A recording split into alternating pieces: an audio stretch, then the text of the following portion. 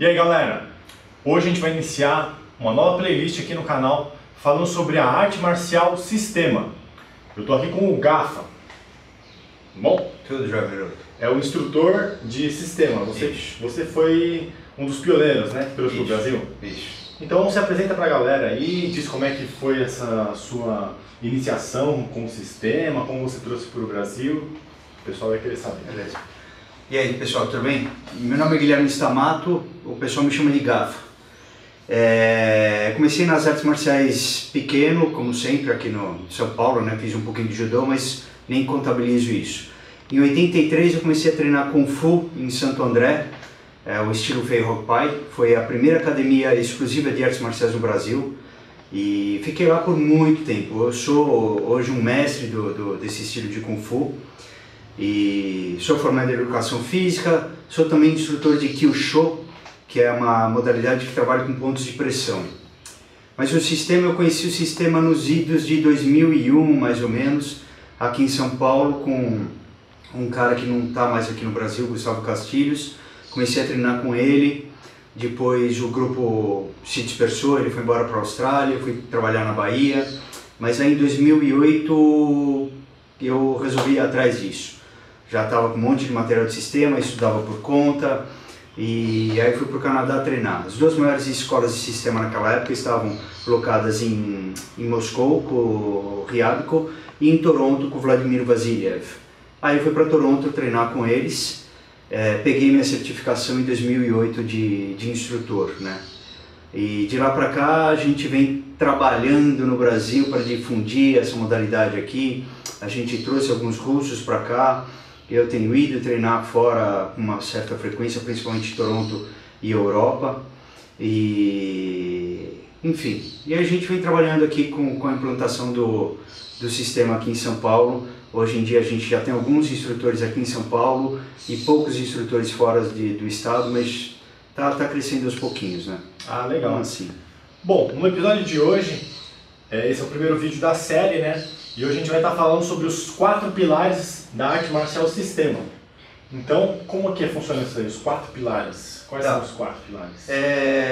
A gente preconiza o treino de sistema com esses 4 pilares: respiração, relaxamento, movimentação e postura. Vou falar previamente cada um deles. Postura que a gente tem aquele conceito mais biomecânico que as artes marciais usam, né? A questão da sua integridade física postural. Se você está equilibrado do jeito que você está, é muito mais difícil de eu te manipular, de eu te controle ou de fazer qualquer outra coisa em você. Então a questão biomecânica é de eu entender como eu faço você perder essa estrutura básica pensando na tua coluna. Tá? Então essa parte mecânica desse princípio de postura. Mas também tem uma coisa que se fala pouco, se conhece pouco, que é a questão da medula, que é uma parte mais neurológica. A medula é responsável pela troca de informações com o meio externo. Então toda a informação que você recebe, seja visual, tátil, auditiva, tudo que a gente recebe do meio externo vai para a medula cérebro, a gente digere aquela informação e faz alguma resposta em cima disso aí. Tá?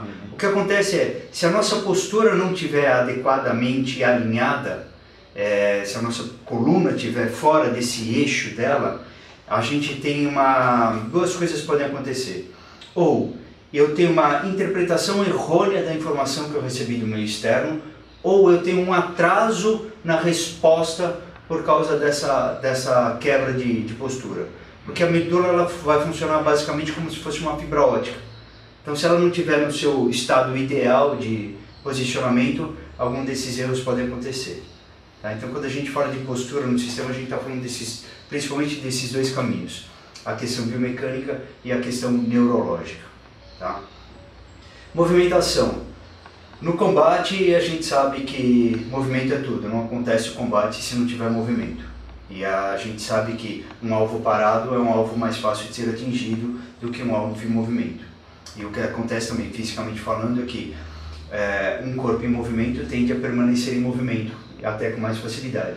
Então, a partir do momento que eu entro em movimento, se eu conseguir ter uma geração de movimentos contínuos, sem paradas bruscas, eu acabo tendo uma economia de energia e mais eficiência no meu movimento. Porque toda vez que eu estou em movimento e eu paro, eu preciso de uma descarga maior de energia para recomeçar uma movimentação. Então a gente, a partir do momento que entra em combate, tenta ficar em movimento. O movimento aí, a gente precisa aprender a ser eficiente na nossa movimentação para não ter um desgaste desnecessário de movimento. E aproveitar até o estímulo externo de alguém quando me empurra ou me golpeia para usar esse movimento que ele está me oferecendo para produzir um outro movimento. Tá? Então esse seria o conceito de movimento dentro do sistema. Relaxamento. Relaxamento é uma palavra não muito adequada que vem sendo traduzido para o ocidente de um conceito russo que não tem uma tradução muito exata. Conversando com alguns russos, ele fala assim, não, mas isso não é, essa palavra não é relaxamento, não tem, eles, conversando com os caras, falam assim, não existe uma tradução para relaxamento. Aí conversando sobre o que é esse conceito de relaxamento para eles, a gente chegou em duas palavras que são mais, se encaixam melhor, que é a questão de prontidão e consciência. Tá? É um estado onde você está pronto e preparado para qualquer coisa sem ter um desgaste desnecessário de energia e sem estar extremamente tenso e nervoso esperando que algo aconteça. Não, você está pronto, consciente, relaxado. Tá? É como se uma história de um gato dormindo. Você vai tentar pegar um gato dormindo e você leva um monte de unhada. Ele estava dormindo, mas essa é a ideia. A ideia é de estar pronto a qualquer momento. Eu não preciso me preparar e falar, não. Sem ficar tenso. Sem ficar tenso, isso. Relaxado, mas pronto. Isso, é uma coisa que a gente fala assim, eu preciso entender o que eu chamo de tensão necessária. Por exemplo, se você me segura firme e eu faço muita força, você percebe isso e eu estou gastando energia e eu não preciso disso. E se você tentar me fazer uma torção de braço, alguma coisa, e eu faço muita força, e se eu fizer força no corpo inteiro, eu estou tendo um desgaste muito grande de energia. Então eu preciso manter essa tensão só local para que o resto do corpo fique imóvel. Então é identificar essas possibilidades dentro do corpo numa situação de estresse que é o combate. Tá? Então é um conceito um pouquinho mais amplo, um pouquinho mais complexo, mesmo porque quando a gente fala nisso, a gente começa a ver os nossos outros sentidos, né? Aquela coisa de, se eu estou relaxado, eu consigo ter visão periférica. Se eu estou muito tenso, eu tenho a tendência de entrar na visão de túnel, tá? Que não é um problema dependendo da situação que você está. Se você está dentro de um ringue, onde você, por exemplo, no boxe, que você usa praticamente só a mão, eu não preciso me preocupar com a cintura para baixo do cara, porque eu sei que não vai vir nenhum golpe. Então, dependendo do cenário que eu estou, estar em visão de túnel é extremamente fabuloso, porque ela te dá a sensação de diminuição de velocidade. Agora, na rua, isso é péssimo. Porque eu posso tropeçar, eu posso não ver o carro, pode ter um segundo, um terceiro pessoa vindo. É muito comum você olha assim, sem falar de combate, o cara tá andando na rua com o celular na mão, ele bate num poste, ele cai num buraco, entendeu? O cara tá completamente focado naquilo lá e esquece o meio ambiente externo. E isso é péssimo. Então eu acho que assim, a gente tem que entender que o foco, ele pode ser útil se bem aplicado no momento adequado. Fora disso, ele é muito perigoso. Né? Então, quando a gente fala de relaxamento, entra nessa questão toda de, como eu me movimento e como eu estou nesse ambiente. Né? Essa questão de consciência, né? Prontidão e consciência. Bem, o último tópico é a respiração, tá? Que para os russos é carro-chefe. Respiração é uma coisa assim que dá para ficar falando por horas, porque tem muita coisa. A gente fala da respiração no processo fisiológico, a gente fala de respiração no processo de emoções, no processo psicológico, então ela é muito ampla, tá? Então assim, começa pelo simples básico de que assim, se eu não estiver respirando, eu morro, né? A coisa mais rápida para matar um ser humano é a ausência de oxigênio, guardada golpes e outras coisas, por processos naturais, sem respirar o que mais rápido elimina. Não é fome, não é frio, é ausência de oxigênio. Tanto é que a gente tem alguns treinos onde a gente induz o estresse com a ausência de oxigênio para ver como é que a gente lida com isso. Né? Então a gente tem muito... É como se fosse a locomotiva de um trem inteiro. Respiração é carro-chefe para a gente. Tá? Melhora muito a performance de várias formas, né? Respiração. Acho que também tem a parte de de manter, a respiração vai contribuir para os outros fatores também, né? Com ser mais, como você tinha dito, relaxado, né? Tudo isso influencia. Isso. É mais fácil você se movimentar quando você está respirando do que quando você prende o ar. A gente pode fazer alguns exemplos disso depois. O controle emocional e o controle psicológico vem através da respiração. Qualquer lugar que você for fazer que trabalhe com meditação, relaxamento, todo mundo vai falar assim, agora vamos começar o nosso treino, inspira, sempre começa com respiração, até o ser humano mesmo, quando nasce a primeira coisa que ele faz é inspira, e a última coisa que ele faz é respira. Então todo o nosso processo de vida está baseado na respiração, só que a gente não treina como respirar. Eu falo assim, pô, Deus foi extremamente sábio quando ele deixou a respiração ser uma das coisas consciente, que é feita de maneira consciente e inconsciente. Porque se fosse só consciente, acho que muita gente ia morrer por ausência de respiração. Sim, é impressionante como dentro de atividades básicas e banais do dia a dia, a gente prende a respiração e nem percebe que está fazendo isso. Eu percebo que em muitas aulas, até de artes marciais mesmo, a galera não é orientada sobre isso. Passa totalmente despercebido, assim.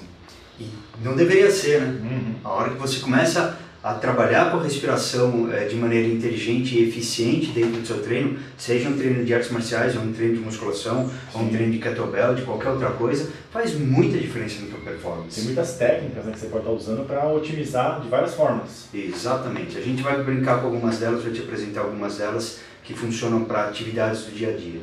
Então, agora que você falou brevemente dos 4 pilares, vamos mostrar alguns exemplos deles, né? Perfeito, perfeito.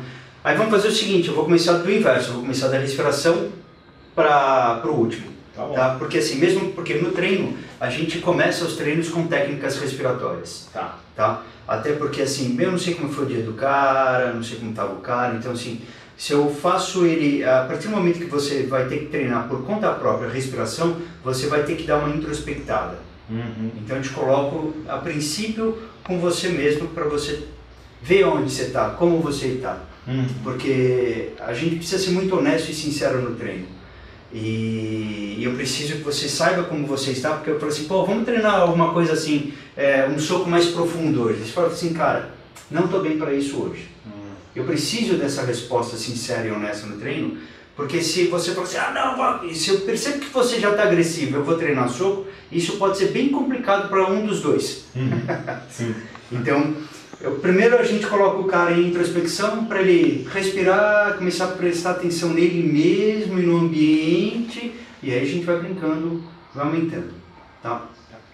Uma das primeiras respirações que a gente treina vários fatores, que a gente chama de burst. É uma respiração onde você inspira pelo nariz e expira pela boca.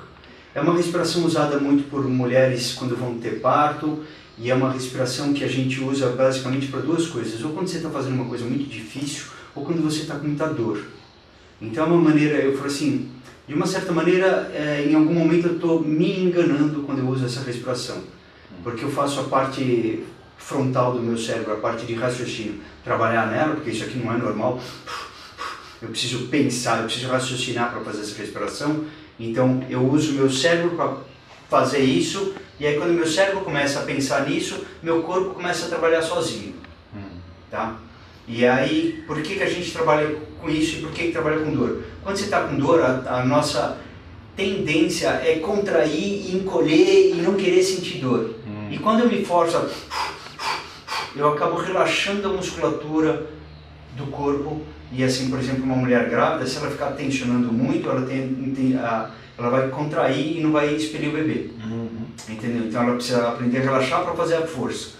Então a gente trabalha com dor até para lidar com a dor. Então, para eu aumentar o limiar de dor, eu trabalho com respiração. Tá? Você acaba prestando atenção na respiração e acaba esquecendo um pouco da dor. Isso, né? E por isso que eu falei assim, de uma certa maneira eu estou me enganando. Sim. Mas funciona. Naquele momento funciona. Quer ver uma coisa básica aqui, ó. Vou aplicar essa chave aqui em você, ó. Isso é a chave que você, né, segue. Eu vou manter aqui e eu vou devagar aumentar isso aqui. E o que você vai fazer é simplesmente ficar fazendo essa respiração que eu te falei. Mais rápido. Quanto mais dor você sentir, mais rápido você vai fazer isso. Acelera a respiração. Ó, eu estou aumentando a pressão. Percebe isso?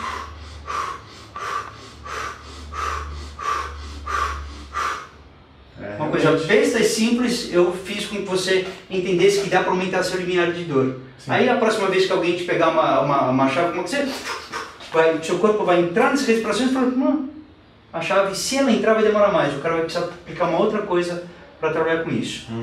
Então eu estou aumentando o meu domínio sobre mim mesmo, através dessa respiração. Então a gente começa com ela até por conta disso aí. O que acontece também, essa é uma respiração que se você acelerar muito, ela vai te dar... ela vai hiperoxigenar. O que acontece eu preciso aprender quando eu uso. Se você pega aquele pessoal que faz mergulho super profundo, sem tanque, ou o pessoal que vai, o Wim Hof, que trabalha com as coisas de gelo e água gelada, eles trabalham essa respiração. O que acontece com ela? Se eu trabalhar ela de maneira adequada antes do treino, eu vou oxigenar toda a minha musculatura e todo o meu corpo. Sim. Aí, quando eu passar a entrar numa técnica respiratória, o oxigênio vai só para o pulmão, porque meu corpo está oxigenado. Entendeu? Aonde a gente vai brincando com a respiração, isso aí. Até na musculação, a manobra de Valsalva, já ouvi falar. Você acelera, aí você entra a apneia, faz o movimento, aí você acelera, entra a apneia, faz o movimento, né? A gente brinca muito, a gente treina muito com as apneias. Hoje em dia a gente sabe que vários esportes de precisão, mesmo tiro, utilizam a apneia para fazer a execução do movimento. Por quê? Porque quando você segura o ar, você causa uma pressão interna muito grande e aquilo reverbera, aquilo vai alterar a tua movimentação para alguma coisa. Então o cara que precisa fazer tiro de precisão, ele não trabalha o que a gente chama de apneia positiva e negativa. Ele não trabalha na positiva, né? Não segura o ar. Não segura o ar. Ele trabalha na o que a gente chama de negativa. Soltei todo o meu ar. Aí eu segura sem ar. Sem ar.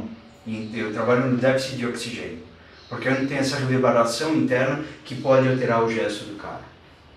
Tá, então a gente começa com essa respiração de burst, né? E aí tem várias maneiras de você trabalhar ela, o corpo um todo ou bem específico, e para ir desenvolvendo as coisas. Depois a gente tem algumas outras que a gente chama de respiração em 4 tempos ou de 3 tempos. A de 3 tempos é muito conhecida, aquele triângulo, que ela assim, para você não entrar num estresse ou para você acalmar quando você está começando a ficar nervoso, ela tem um processo rápido para te acalmar, que é você inspirar a apneia positiva e expirar, de preferência num tempo igual. Então a gente treina isso caminhando para ter essa precisão e depois aumentar o tempo. Mas então eu inspiro, por exemplo, em 3 tempos, eu faço cada fase da respiração no mesmo tempo.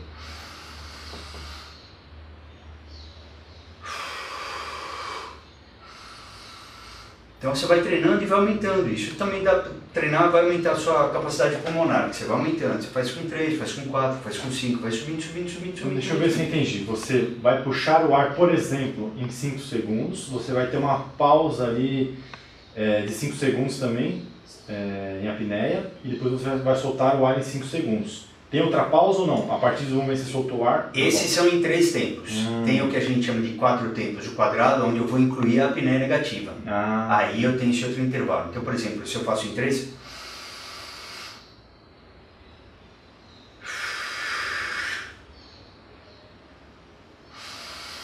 E aí você vai aumentando.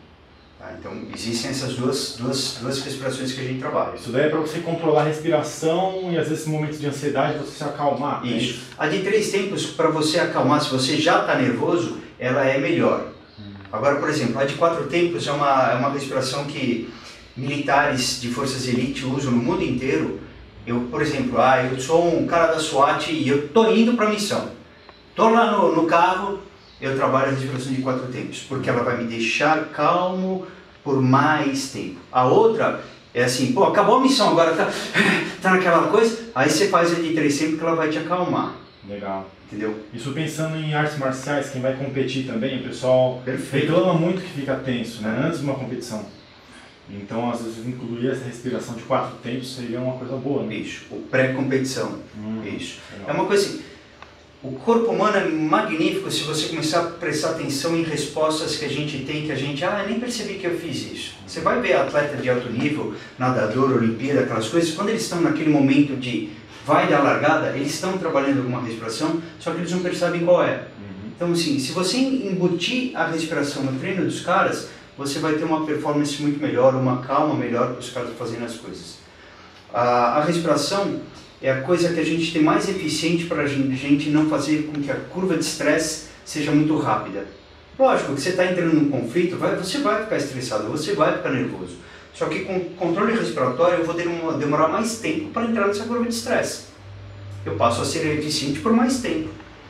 E aquela coisa que a gente sabe hoje em dia que assim, o estresse pode levar ao pânico. Então eu preciso, e a única coisa para não deixar isso acontecer é controle respiratório. Não tem jeito. Nos esportes de contato, uma coisa muito básica assim é quando vai soltar algum golpe, você ou solta o ar ou você solta um grito, que seria quase a mesma coisa, né? Exatamente. Porque até mesmo quando vou dar um golpe em você, eu solto o ar, tem a contração abdominal, porque se eu tomar um contra-golpe, eu consigo aguentar muito mais sem ar dentro, né? Soltando o ar, endurecendo o abdômen, você toma um golpe de diafragma tá vazio, né? Então tem isso seria o básico do básico que o pessoal usa. Mas coisas mais aprofundadas assim, eu acho super interessante também de ter consciência sobre isso e estar utilizando. Mesma coisa do golpe que você falou agora, a gente trabalha a respiração para recebimento de golpe em maneiras diferentes. Por quê? Naquele momento do conflito, você nunca sabe se você vai conseguir travar a sua barriga no momento do golpe. Então a gente treina a receber golpe quando eu estou inspirando, quando eu estou expirando, quando eu estou na apneia.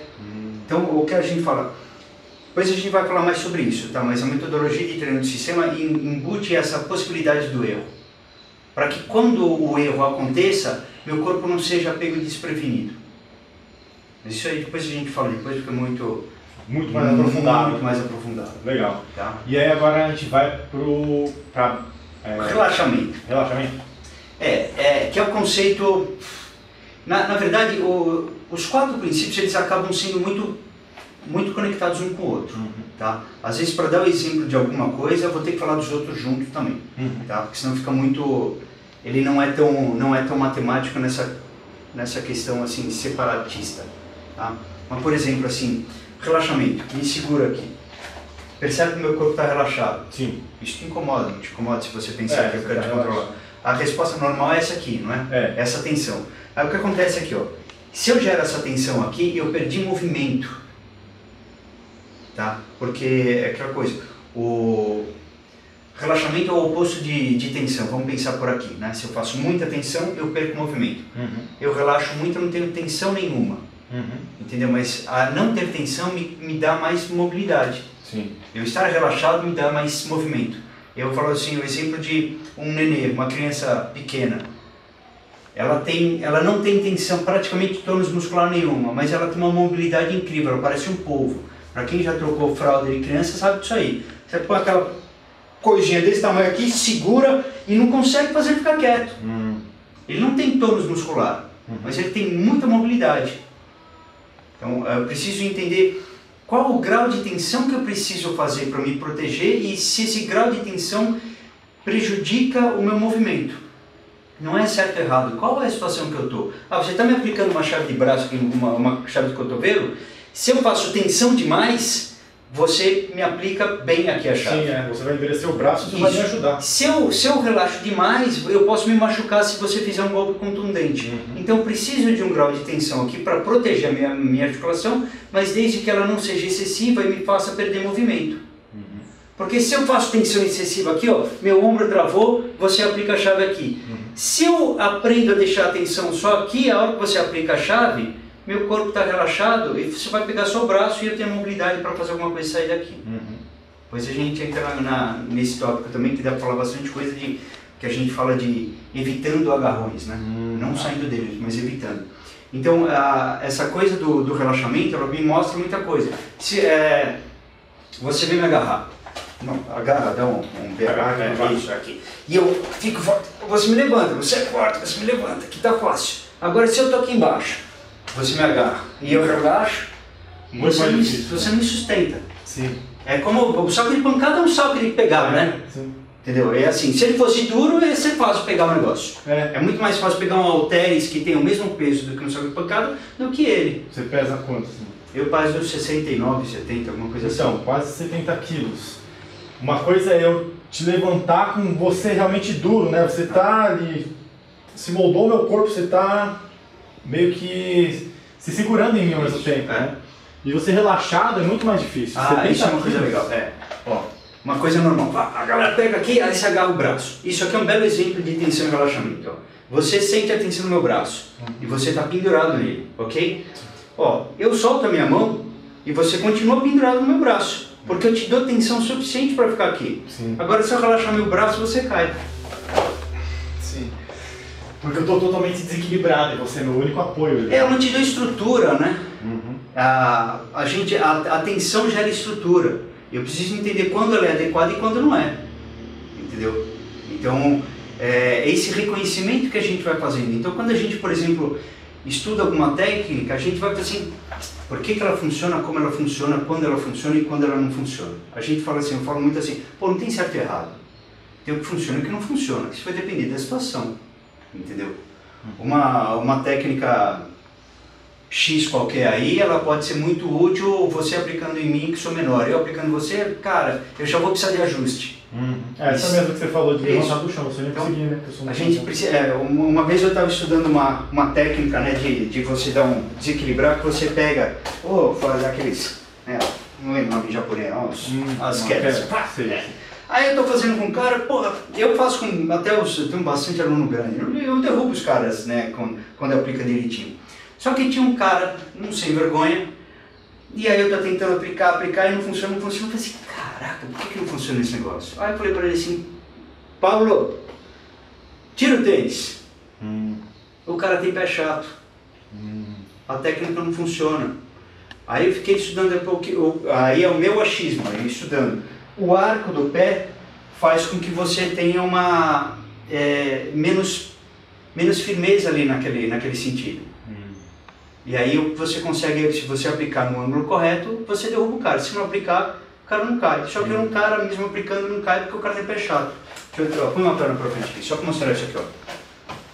O que é o ângulo? Ó, vou pegar do mesmo lado para você entender. Se eu pego você aqui e puxo, faço esse vetor externo de você, ó, você mantém aí. Eu estou puxando forte pra caramba, não tem nada. Se da mesma pegada, em vez de eu jogar o vetor de força para cá, eu jogar o vetor de força pro seu dedão, eu te desdobro. Entendeu? Sim. Esse é o estudo de biomecânica que a gente faz. É um pequeno detalhezinho ali que faz toda a diferença. Faz toda a diferença. Agora, mesmo com o cara de pé chato, ela não funciona. Aí tem uma coisa mais específica para ele. Aí eu falei assim, então o negócio é bater, né? Não tem jeito. Na dúvida. Na dúvida, é assim, uma coisa que eu preconizo muito no treino, assim, a gente estuda as técnicas como metodologia, não como maneira de decorar alguma coisa para aplicar aquilo lá. Por quê? Porque se eu pego uma situação onde eu aplico uma técnica e ela não funciona, e eu não treinei a adaptação ou a mudança de coisas, eu vou naquele momento paralisar e aí o cara me bate. Sim, você vai pensar, caramba, isso não funcionou. A única técnica que eu tinha, sei isso, lá. Não funciona. Esse momento onde você raciocina, eu falei assim, a gente raciocina no treino. No combate você não raciocina, você age. Porque se você, é mais ou menos assim, ou você pensa ou você se mexe. Então se no combate você pensa, você toma uma porrada. Toda vez que você pensar no combate, você toma uma porrada. Então é melhor você se movimentar, pum, pum, pum, pum, pum, se movimenta. A gente pensa no treino, aqui, não, vamos fazer, puxa aqui, aqui, isso. Na hora do combate, cara, é que a gente fala assim, respira e se mexe, cara. É uma coisa que a gente brinca muito. Não sei o que eu vou fazer. Faz, ó, isso, ó, respira e se mexe. Alguma coisa vai acontecer. Né? Então a gente desenvolve os treinos para trabalhar isso aí. Tá? Agora o próximo seria... movimentação. Vou mostrar uma coisa aqui, mas a gente precisa entender o seguinte, ele tem um crescente, tá? É um ABC. A gente começa do A e vai crescendo. Eu vou te mostrar alguma coisa aqui básica, mas eu preciso entender que ela vai crescendo. Isso é um exercício para desenvolver coisas. Uma coisa básica que a gente começa para treinar a movimentação é assim, se você vem na minha direção e eu fico aqui e você não para, você me atropela. Ok? Concorda? Então assim, me atropela mesmo. Eu preciso primeiro aprender quando você se movimenta na minha direção, eu saio da direção. Então você vem, eu saí. Opa. Então eu começo a aprender a me movimentar nessa situação. Então a gente começa uma coisa mais banal assim, de movimento, uma outra coisa assim, você vem com a mão armada aqui no meu... Isso, não desvia. Se eu não desviar, você me atinge, continua o movimento, você vai me empurrar. Sim. Ó, vou perder estrutura, o negócio começa a complicar. Aí eu começo a entender, puxa vida, eu tenho que sair. Agora eu posso sair. Se eu sair módulo Matrix, você continua vindo em cima, você vai me derrubar. Se eu sair e parar, se eu paro aqui, você me atropela. Entendeu? Eu preciso entender o quanto eu preciso me movimentar e para onde eu vou me movimentar. Então a gente começa num gradual assim, vai com a mão, depois você começa com o contato e eu faço um contato aqui, entendeu? E se você me acertar, eu também não fico parado. Eu começo a entender que assim, se você me atinge ó, e eu deixar o movimento acontecer, eu saio disso, o dano é bem melhor do que você ficar parado. A estrutura foi, a pancada é bem maior, é que nem quando você está dirigindo, você está lá parado assim no farol e você vê um carro, um caminhão, alguma coisa vindo atrás de você sem freio. Se você engatar o carro e frear, o estrago é gigantesco. Se você desengatar o carro e tirar o pé do freio, tem um impacto, mas o impacto é bem menor do que se você tentasse ficar naquela posição. Aqui no combate é a mesma coisa, então em vez de assim, eu levei a porrada e eu fico, 100% da porrada veio aqui. Agora se você bate em mim e eu me mexo, eu diluí essa porrada. Sim, a gente percebe isso, tipo, golpe corporal. A umbrada, né? Se você deixar o corpo, nem sentiu. Agora se você intensificar, você vai ficar duro, você vai sentir muito mais. Você vai 100% dado. Você vai receber todo o impacto, né? Isso. Enquanto que se você deixar, você vai dissipar o impacto, né? Isso, e a movimentação a gente começa a trabalhar justamente nisso aí. Como através da movimentação eu diluo o dano. E a movimentação, aí ela vai entrar nessa coisa de relaxamento e de postura. Porque se você endurecer, você não se movimenta. Né? Então eu preciso estar relaxado, mas o quão relaxado eu preciso estar para fazer alguma coisa. E a gente vai brincando com algumas coisas de movimentação. Se eu relaxo, olha o movimento dos seus braços, percebe isso? Percebe? Um vai para lá, o outro vem para cá. Se você começa a se movimentar e deixando o corpo, ele vai começar a te mostrar direções de onde vai isso. E aí depois eu começo a usar isso de uma maneira mais inteligente. Eu percebo que quando você me empurra aqui, um braço vem para cá e outro para lá. Então se ele vem para cá, eu posso começar na hora de você empurrar a usar ele de golpe. Eu já sei que vai vir para cá, eu trago. Então a gente vai, primeiro assim, qual é a resposta do meu corpo em relação a esse estímulo? Então é mais ou menos assim, eu aprendo a reagir em cima do seu estímulo. Ok? E depois, lógico, eu não vou esperar. O conflito está iminente, eu não preciso esperar a sua ação. Eu posso agir antes. É o que a gente chama de preemptive, né? É na sua intenção que eu vou trabalhar. Tá? Agora, em algumas situações, eu ser reativo é mais seguro. Tá? Mesmo porque, assim, primeiro você está expondo alguma coisa, segundo, se tem algum filho da mãe em volta filmando, que hoje em dia está cheio, fica menos agressivo. Né? Então eu me protejo nesse pós. É uma coisa engraçada que pouca gente fala isso aí, mas assim, todo mundo quer aprender técnica, todo mundo quer bater no outro, não sei o que, mas você já foi ver com um advogado como é que é o processo se você se envolver numa briga? Como é complicado esse negócio?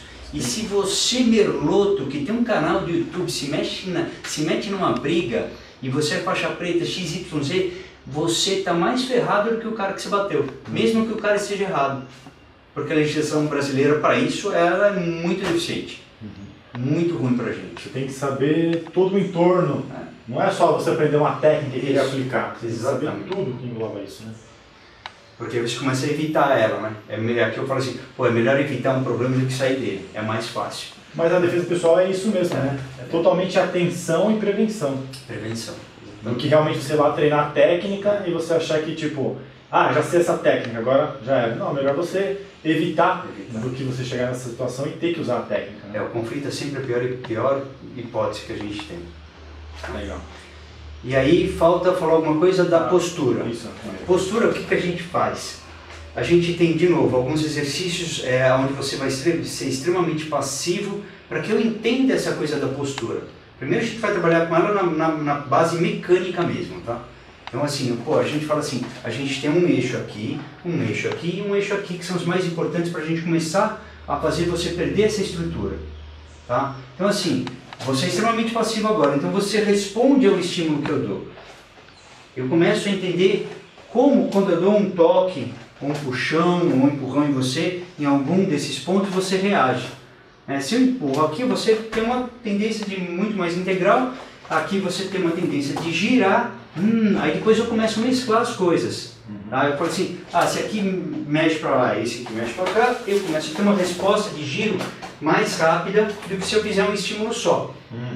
Tá? Então se eu puxo o teu pescoço aqui, você vem para frente.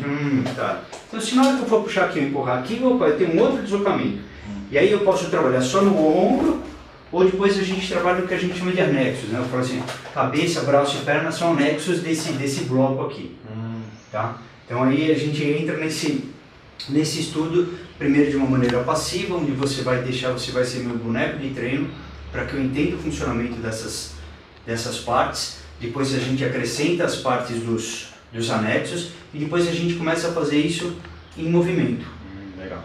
Ou a maneira resistiva é mais complexa, eu preciso de um pouquinho mais de treino, porque para eu tirar a sua estrutura quando você está um pouquinho mais reativo e mais combativo, eu preciso de impacto. Sim. Eu vou precisar de um impacto mais contundente. Amolecer a carne ali. Tem que amolecer a carne ali, exatamente. Eu tenho que tirar o foco de você de onde eu quero trabalhar. Se eu coloco a mão aqui, sua primeira resposta é em cima desse ponto. Então eu falo assim, é como se eu fosse fazer uma isca. Então se eu coloco a minha mão aqui, não é aqui que eu vou trabalhar primeiro. Porque eu coloco a mão aqui, vou empurrar, você vai resistir, vai fazer uma coisa. Então assim, aqui é meu primeiro ponto, assim, eu trago a sua atenção para cá. Na hora que eu trago a sua atenção para cá, eu vou em outro ponto. Então eu começo a falar assim, eu vou brincar de ludibriar, é uma isca, é aquela coisa lembra dos Três Patetas? Olha aqui, bate aqui, eu faço uma distração para você, para chamar a tua atenção para um ponto e vou trabalhar em outro. Por isso que quando você vai aplicar alguma chave, alguma coisa, você bate. Se não bater, cara, eu não consigo aplicar a chave. Se eu endurecer aqui... E eu tentar aqui, eu não vou conseguir fazer nada. Eu tenho que tirar a tua atenção daqui se eu quero trabalhar aqui. Porque estamos os dois aqui, 100% aqui, eu não vou conseguir aplicar nada aqui. Então, põe a tua atenção lá, em outro ponto. E aí você consigo voltar para cá. Então, quando a gente fala de postura é essa. Então, a postura é muito um estudo de biomecânica, estudo de articulação. Tá? Porque assim, o que gera movimento no corpo são as articulações. Então, eu preciso entender como elas funcionam para ver qual o resultado que eu tenho em cima do teu corpo através das articulações. Tá? Então, quando a gente fala de postura, esse estudo que aí junta, né? Assim, estou falando de postura, mas a postura está junto com o movimento. Porque a ideia é até assim, como eu me movimento mantendo a postura, né? É uma coisa que a gente fala assim, qual é a postura de combate, de luta X, Y? Cara, vamos entender de novo, é aquela coisa. Alguns exercícios são simplesmente exercícios para fortalecimento, para desenvolvimento de alguma habilidade, de alguma capacidade, elas não são combates.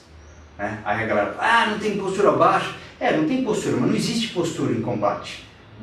A postura em combate, aqui não está tendo combate. As pessoas são acostumadas a ter algo pronto. Elas querem imediatismo, uma encrenca, né? Elas querem chegar já no resultado final e pegar aquilo e já usar agora, sem galgar, sem subir. Quer ser um Anderson Silva sem ralar 25 anos de treino que o cara teve nas costas. Pô, não funciona, né? Mas é assim a coisa. Mas a questão da movimentação e da postura são duas coisas diferentes. A postura não tem movimento. Então, se eu estou treinando postura, eu estou treinando fortalecimento. Então, eu posso treinar alguma postura em movimento no combate? Posso. Mas aí eu tenho que entender que isso é movimento, não é postura. E é uma coisa que eu preconizo para a galera é o seguinte. Se eu te dou força, você vai me devolver força. Se eu te dou movimento, você me devolve movimento. Então, a partir desse princípio, eu começo a entender assim, quando o cara me segura, se eu retraio, ele vai ficar mais forte. Se eu gero movimento, ele vai ser obrigado a se movimentar. E eu vou entendendo como e aonde eu movimento para gerar movimento nele. Porque um cara estático parado, se ele for forte e não tiver cooperativo, que a maioria das pessoas não vai estar, eu não consigo gerar movimento nele. Aí eu preciso achar as chaves para gerar movimento. Que aí são pontos de pressão, são empurrões, são articulações, enfim. Aí cada modalidade de arte marcial tem a sua preconização em cima de alguma coisa. E a gente vai por aí. Legal. Então a gente vai abordar aí em outros episódios, né, de forma mais específica, alguns outros temas, né? Qual que você acha que pode ser no próximo aí? Acho que a gente pode entrar na questão de desestrutura para gerar movimento, porque dali a gente começa a sair dos golpes. Legal, tá? Bom, então se quiser acompanhar os próximos episódios, tem que estar inscrito no canal e ativar o sininho de notificação. Para quem quiser entrar em contato aqui com o instrutor Gafa, o instrutor Gafa, deixa os seus contatos aí. Pessoal, eu tenho um canal do Instagram, Guilherme Stamato, o Stamato é com S mudo, tá? E tem meu WhatsApp, que é 11 986 454 556. Beleza? Legal. Muito obrigado aí pelo vídeo de hoje. E no próximo aí é nóis. Valeu, galera. Deixa o seu curtir, deixa comentários aí com sugestões para outros episódios. E é isso aí. Valeu.